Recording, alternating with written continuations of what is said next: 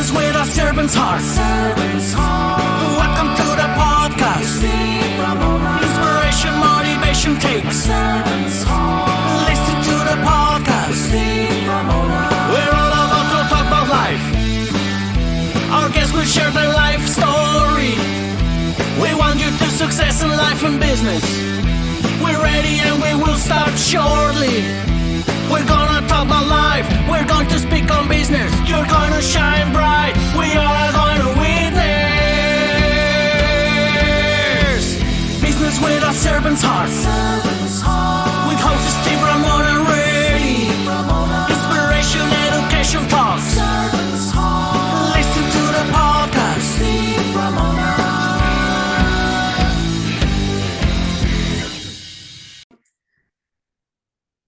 Welcome, everyone, to Doing Business with a Servant's Heart podcast. I am so fired up to have you join us today. I've been talking to my guests for about 10 minutes, and guys and girls, this young guy, well, I'm 63, he's 40, but it doesn't matter. He's going to blow you away because you know what?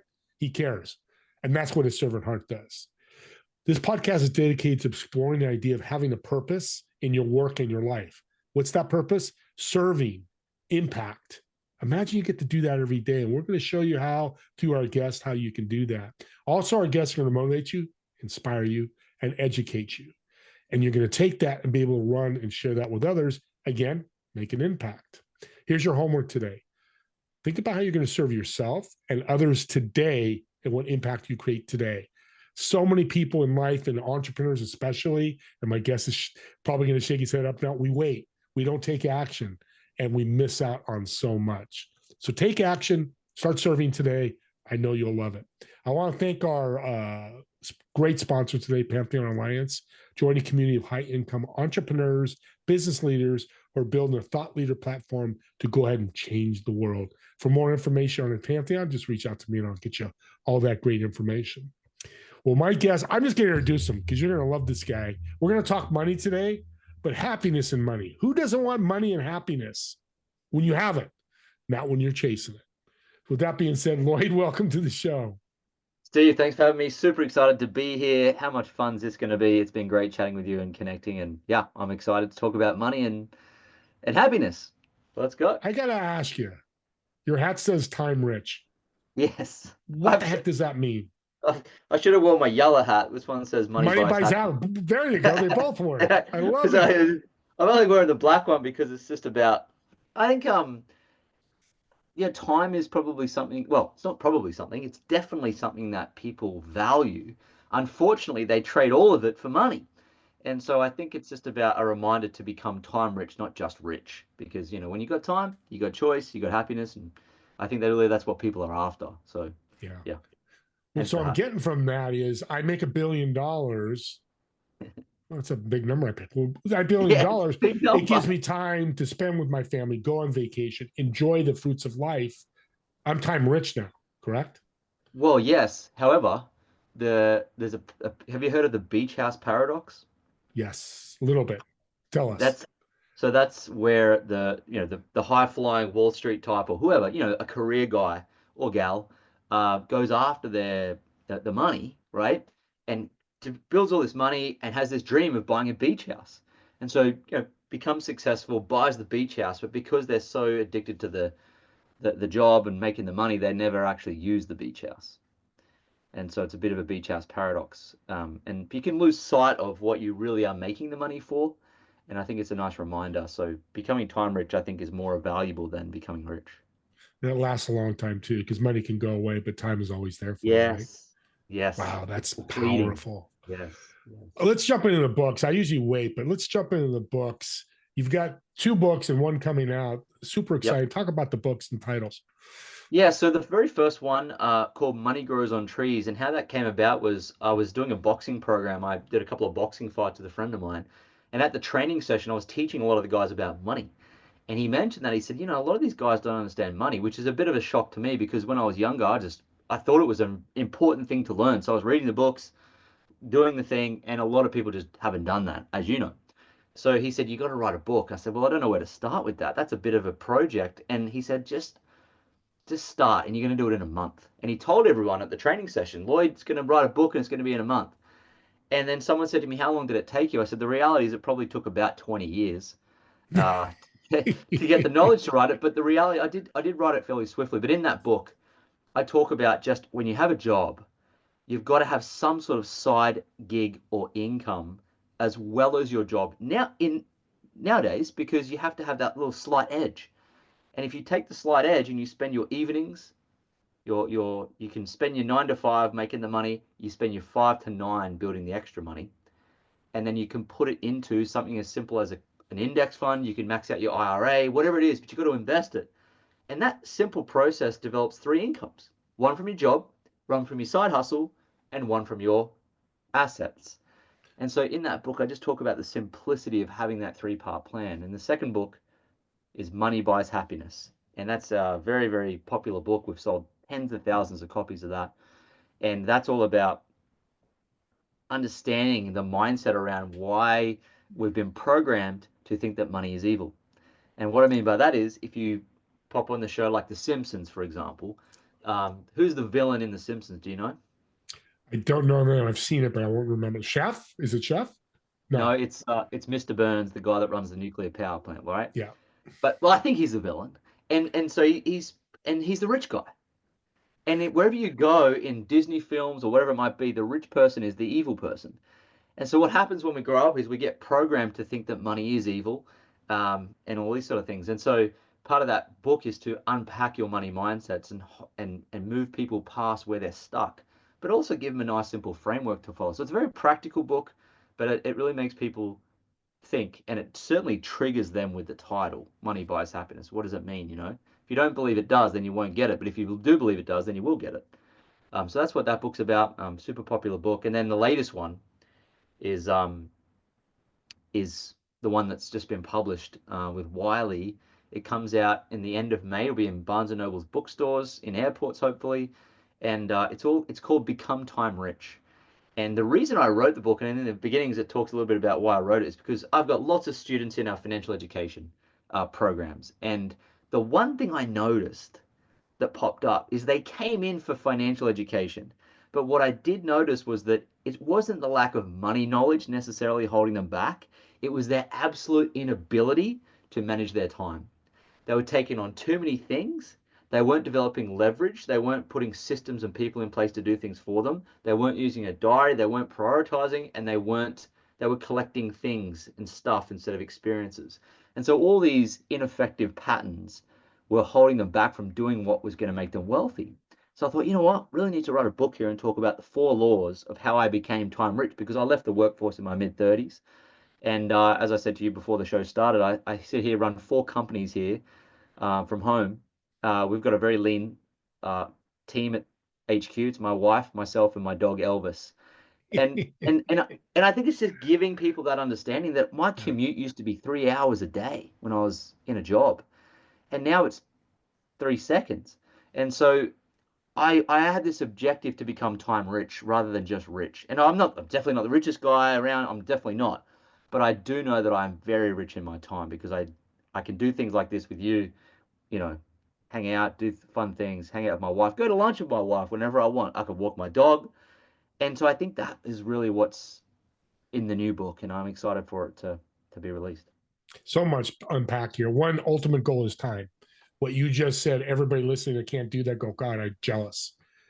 But Yeah, that's where the time thing comes in because money helps with that. The other totally. thing was you were talking about your first book, which now I have to get. I'm gonna get I'll because send it to you. I'll get it to you. yeah, I got high five to you. I appreciate that because here's the power of today. 30 years ago, that book wouldn't be so easy because I'm 63, so I'd have been 33, but that you couldn't start a job. You couldn't, it was network marketing things, but you can't do what you can jump on right now. We were talking about it and have that impactful side gig. Yes, totally. Very Drive easily. Uber. I mean, God, look at it now. It's like AI. Like, I mean, even just Yeah. a couple of, when we first started doing site, I'm sure you were the same. I had to write my own emails. I had to write my own social media posts. I had to come up with the ideas. I had to write my contract. Like I look now and people send me, "Oh, I didn't have the time." I'm like, "Are you kidding me? What do you mean you didn't have the time?" ChatGPT does all the heavy lifting, and that's really where it's a paradigm. They do have the time. Something is missing there. So yes, I agree with you. No, and timing is all about books and what you bring out too. And like I said, 30 years ago, it would have been a good book, but would you have sold tens of hundreds of thousands? Maybe not. I don't know. No, But I don't think so. I mean, yeah, okay. no, I no. don't, yeah. But today it's like, and I tell anybody under 40, you have the greatest opportunity where I mentor. Yes. You could be an entrepreneur. I got 2 kids, college kids I'm working with. Yep. Rock it, work it 10 Oh, yeah. years. You're 32. It's You've got wild. money, you invest and do all that great stuff. Yes. Yes. 2 words that are hard for people to understand: happiness and money. Mm. I'm struggling, Lloyd. I've got bills to pay. I hear it all the time. I'm not happy. What do you Yeah. say to that? Well, that's not money's fault. Good point. Not money. It's not money's fault, is it? Money's inanimate, really. Money's a byproduct of the exchange of value people provide to the world. So if you're not exchanging value, I've got this very interesting concept that flips the stereotype on its head. There's a very common feeling or thought process where people believe that uh, people who are rich are greedy. That's kind of like this underlying thing, and they learn it through Hollywood and so forth. But what I've noticed is it's actually poor people who are greedy, and people are like, "What are you talking about, Lloyd?" I said, "Well, think about it. If money is a byproduct of the value you give to the world, then those who give the most and serve the most make the most." And that's been my experience with people who are wealthy. They have given a lot. They've sacrificed leisure time. They've not taken a lot. They've given, given, given, given, given. They've provided value to the world, right? And so that if you're poor, how much are you taking? How much are you take? And most just take, take, take. I mean, they can't even compliment someone. That's how much they're taking. And they're wondering why money eludes them is because they're greedy. They're not willing to give compliments without any return. They're not running a show like yours without any expectations of payback. They're not serving and they're so worried about what people think of them because all they think about is themselves. Yeah. That's where greed is kind of like it's keeping them in this broke paradigm. Whereas when you're openly giving to the world, it's like the book, the go giver sells more. Those who give the most generally attract the most opportunities and they'll build wealth. So I think money will absolutely buy you happiness. It'll amplify who you are. But if you have this belief that it doesn't, or it's the root of all evil, or it doesn't grow on trees, then of course it's not going to, because you can't believe two things. You've either got to believe that it's going to help you and be this vehicle of change in your life, or it's going to be this thing that burdens you. And that's an Yeah. absolute personal choice based on probably your past events, family, friends, and so forth. But you can absolutely change it. Absolutely change it. It's just a story we tell ourselves, money. It's a story we It's a tell ourselves. cool. You can change the Go story, ahead. Antonio. Well, I was just it that my students like, Lloyd, I've got this money story. Well, tell me about your money story. Well, like I'm just not worthy of it. I'm like, okay, well, where did you craft that story? Is that a real story or did you make it up? And they say, oh, I made it up. I said, well, that's good. I said, why is that good? I said, because you can make up a new one. Beautiful. They're all stories we have in our head are fabricated anyway. We may as well make up a good story and tell ourselves that. It'll work Yeah. better. Yeah. Well, I'm loving this. I'm rarely speechless, but you've got my head spinning because here's the thing: what I'm hearing from you too, you've got a lot of money, and you're spending on cars, boats, beach houses, not using it. Is to us, I want to speak for you, and if I'm not, is not good. But then you're saying the flip side too: that person that's got a bunch of money, he's not serving people. It's the same thing, isn't it? Yes. Yep. And of course, when you see that happen, you often see a fool and his money or her money is soon parted. Because if they do attract money like that and spend it like that on their own personal thing, and you don't see them doing anything effective with it, it tends to tends to leave their account. So it does. It's an energetics thing too, where you will attract more of it the more you're giving of it, and it's a very very weird concept that those that actually have a lot of money don't really value it. Like they don't value it in itself. They value what it can do, but they definitely give a lot of it. They give their time, they give their skills. They just give and give and give, and they get more and more and more. But they don't really want it. Like it's not like they can do anything with it. It's just it allows them to grease the wheels of life and grease the wheels of other people's lives in a good way. And I think that's the objective, and gives themselves time, freedom to do those things they want to do. You got to write that down, audience. Grease the wheels. I love that. Money greases Kind the of a, wheels of life. yeah. Yeah. And what I mean, what a Right. friend of mine told me that when I did a talk once, and he said, Lloyd, I like how you talk about money greasing the wheels of life. And I said, well, that's good. What do you mean? He said, well, it's nice how you said whenever you go somewhere and do something, if you have a bit of spare money, life is like the red carpet gets put out a little bit for you. So on a smaller scale, for example, you go somewhere and all of a sudden you can't find a car park and you have to go to a car park and spend $30 in the hour. Now, that can be a very drastic experience for you and a real problem, or it can be like a non-event.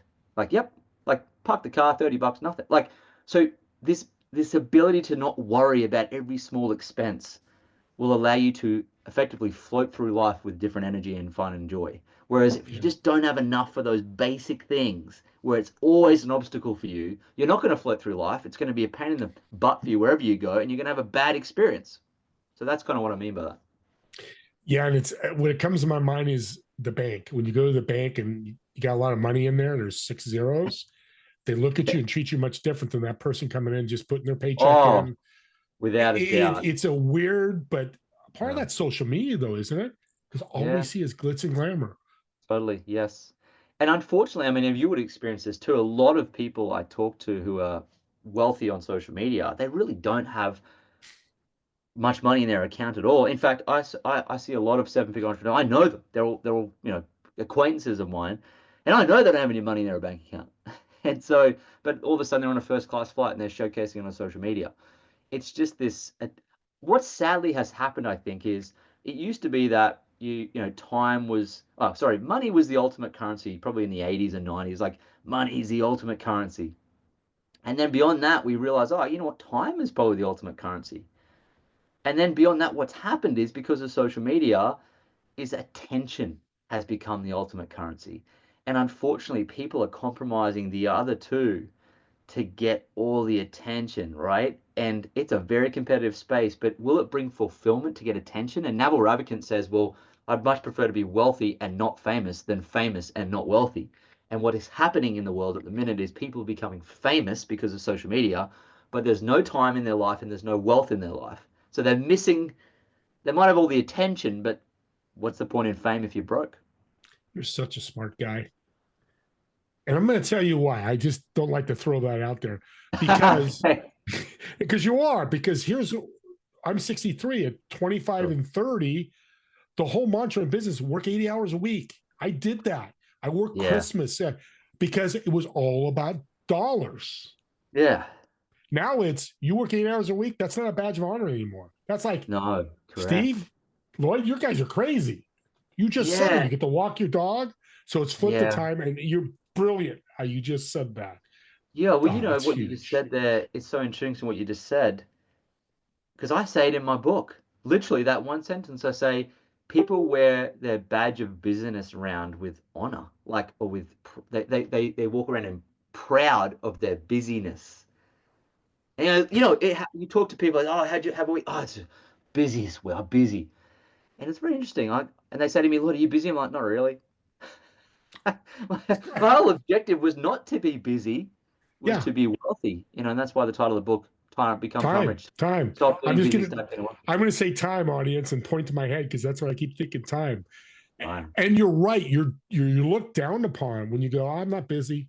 Yes. It's like oh, he must be poor. He must be struggling. Yes. He must be. It's like, no, I just walk my dog for an hour because I can do that. This is such a great conversation. How's our time? We are getting close to time, but money is so mindset. And that's what you've been talking about. Talk about a tip you can give the audience about money and their mindset. Well,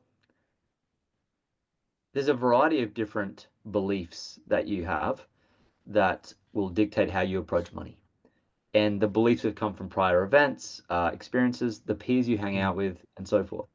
And the brain is wired to learn kinesthetically. Whether we think we're rote learners, visual learners, auditory learners, whatever it is, your brain is actually geared to learn kinesthetically, which is why apprenticeships work so well for learning in the trades.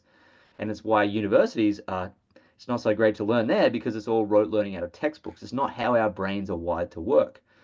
And so when it comes to money, if you want to amplify the change in your mindset, start to get around people and get close into close proximity with people who are good with money so you can actually see and work with them as to what they do to get it. So like I suppose I'm saying money mindset is best learned when you're around people who are great with it. So it's like change your environment, shift it. Start listening to podcasts like this. Reading books is the first step, but then get around people who are wealthy because how they say things, how their work ethic is, and all these wonderful things that you may not have seen yet. Your brain needs to experience that in person, and it needs to catch it like a virus. And my buddy said to me once, he said, Lloyd, success is much like a virus, isn't it? I said, what do you mean? He says, well, there's only so much you can learn in a book, but you've got to be around people to catch it. And so getting around people to catch a new money mindset is probably the fastest way to change it. It'll speed things up for you. It's one of the best pieces of advice I've had on my podcast in 670 shows. Wow. Because here's why. It's practical. It's easy. The hard part is taking the action. Oh, I'm not going to talk to that billionaire. Why would you want to talk to me? Yeah. Just ask. Yeah. That's the other part of that. Ask. Hey, I got some questions about money. Well, how'd you do that? Yeah. What's your secret sauce? Yes. So cool. I didn't expect you to go there. That is, it's amazing because that's what I've done. That's why I'm so speechless, is because I realize I've done that and asked. Yeah. Well, if you don't ask, you don't get. But what people don't realize is rich people were once not rich, and they know how hard the come up is. It's very challenging. It's tricky. It's a very difficult journey, which is why it's so fulfilling. Yeah. But they're always open to, like, I've had people reach out to me in the DMs on Instagram. Now, granted, most people are trying to pitch me, something, but this one guy reached out to me and said, Lloyd, I listened to one of your podcast shows and I'm just swimming in debt. And I was on a break at an event and I was having like dinner by myself. I was about to go back into running one of our events. And I just happened to pull up my Instagram and see that. And because he was in such a bad place, I actually started chatting with him. And he got a lot of juice from me because he was open and vulnerable to ask me and tell me exactly what was going on. And that's available to most people. I think you get a response from most wealthy people if you're really in a bit of a challenging spot and you're prepared to change it, and you are coachable, and you have a teachable heart, which means you don't know everything and you are open to that. Then they will help. Like you would help people. I mean, I know you'd help people, but Yeah, we're open to helping. That's why we get wealthy in the first place, because we just give. But if you're not teachable and coachable, and you're you're not nice, it's not going to happen. Both sides of the fence. I always tell people I mentor, learn from your mentors above, take that and teach people below. And I don't mean that in a bad way, but people like this guy, you took all the information you've learned from your book, people you've talked to, and said, hey, let me help you. And by the way, God bless you for doing that, because a lot of people would say I'm busy. In their head, I've got to run an event, but you made it work. I see, but you're like me, and we're so humble. It's like, I've done that. I've jumped on calls and just, guy was pitching me and I started helping him. He's like, how'd this happen? I was trying to pitch you. Now you're giving me, what are you charging me? Nothing. Just do me a favor. What I tell people is, when I give them advice like that, just do me a favor and take action. That's all I ask. I don't need money. Take action. Not everybody does, but that's. I would say. Right. I think the statistics are 2%. 2%. 2%. Okay. This is okay. We got to end it. I know you got to run to another podcast, but he's gonna be on my TV show, and I got to bring this guy back. He's all the way in Australia across the pond, but just really cool things. We're going to end with a fun question. We've had fun this whole show anyways. So I've got a reservation in Australia at a restaurant, table 4. You're sitting in one of the chairs. In the 3 empty chairs, who would you invite, whether they're dead or alive? And what food would you order for the people at the table? Oh my God, what a question. Oh, I mean, I'm a Christian guy, so it's like, I mean, I'm gonna have Jesus there, obviously, for sure. But at the same time, to maybe those watching the show, maybe they are, maybe they're not. Like, who else would I have there? It's very difficult not to have your own family there, but that aside, I would probably have Warren Well, Buffett would be. we'll put the your wife and what did you Let's call your put dog? Jesus and the wife and the family on to the side. Well, They're one chair, there yeah, and be a anyway. But surrounded, let's yeah. play. Let's play with the audience. I would have Charlie Munger, Warren Buffett, and I would probably have. I would probably have Elon, love him or hate him, I would have Elon and I would have Warren and Charlie because I've learned so much from those two guys. They're just such the salt of the earth. They're just so wise in the areas I love, which is investing in business. And then Elon, just from, just, like he's the current Edison, Ford, and Rockefeller all kind of mixed into one. I'm like, oh my God, imagine the interesting conversation you could have with him with these rockets. So I think those are the three people I would probably have. Um, What are we yeah, alive eating? or dead, God, I mean, there's so many people. Elvis Yeah, Presley would be fun. yeah, that'd be another great one. I need a Yeah, chair there. If you get those three people, I got to sit yeah, with you. So I'm gonna, because it's my question, so I can do that. yeah, What are we yeah. eating at the table? Since I'm there, what are we eating? Reading. Oh, I'm a big foodie. I love every type of food. Why would you do this to me, Steve? What's the last thing that Get you me to had that was choose. really good? What's the last thing you had that was really good? That's a really good question too. I would have Indian. My wife is Indian, and Oh, I love Indian food so that's so much. great. What That's a so random great. dinner. Hey, Warren Buffett, Charlie Munger, and Elvis Presley would have an Indian. That would be a very interesting And experience. Or Jesus on Elon the Musk. side. Oh, Yeah, by the way, yeah, there's yeah, dude. Jesus Love there that. too. Oh my goodness. That So would be very good. funny. There you go. Incredible show. I can't wait to bring you back. But I know people listening going, I got to talk to Lloyd, like this guy DM'd you. How can they reach out to you? Yeah, good question. The best place is Instagram, I think now, which is Lloyd James Ross is my handle. Um, and yeah, go in there. And I've got this cool link you can click. I've got a YouTube channel for free. You can watch it. I have a podcast. You can just go hang out, and learn some stuff. And yeah, if you want to DM me, feel free to say hello, and I don't know what I'll be doing, but yeah, connect. I'm always You'll, open. My door's you'll open. fire that hello right back. And where can they get the books?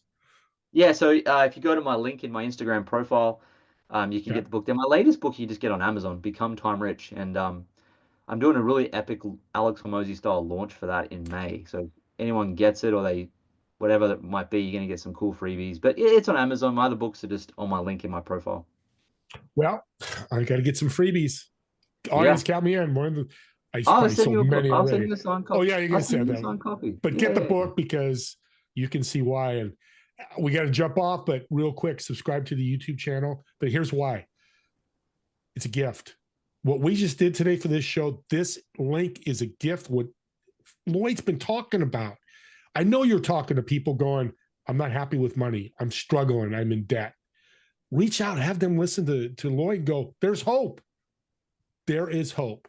So go ahead and subscribe, get the link, get other links, subscribe to Lloyd's podcast. That's powerful links too that you can give gifts. These are gifts.